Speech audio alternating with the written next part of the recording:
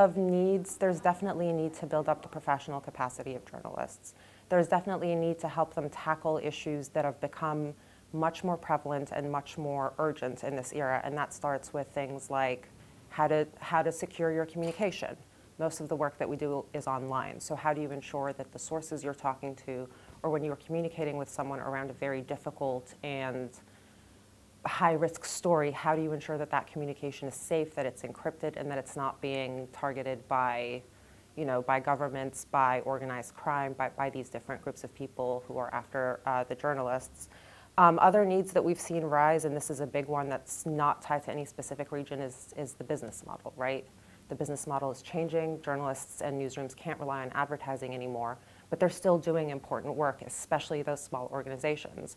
So how do you adjust your business model in a way that allows you to continue the important reporting that you're doing, to continue serving the audience who needs the stories that you're reporting without sort of compromising your position, your mission, and also ensuring that you have enough money to continue your operation. So it's a difficult balance to strike, because a lot of journalists are more inclined to think about the storytelling, about the reporting, and few of them are able to sort of, they find it challenging to think about the money and the business aspect, and helping them sort of reconcile these two things is really an area that needs to be addressed.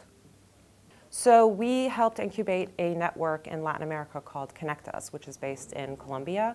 And the purpose of this network is to promote cross-border collaboration tied to investigative journalism, tackling issues that are very, very difficult to report, very challenging, specifically around corruption, transparency.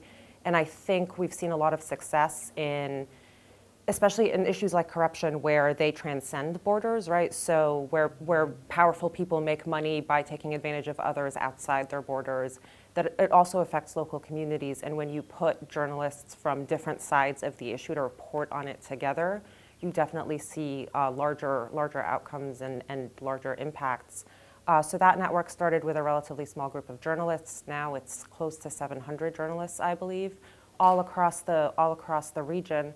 And it's not just working with the big institutions, it's also working with the smaller local institutions, especially those journalists who don't have resources, who don't have technical support, who don't necessarily have all the training. By connecting them with these larger institutions, by helping them get their stories out to a wider audience, you see a larger scale of impact. And that's been a model that we've tried to replicate elsewhere.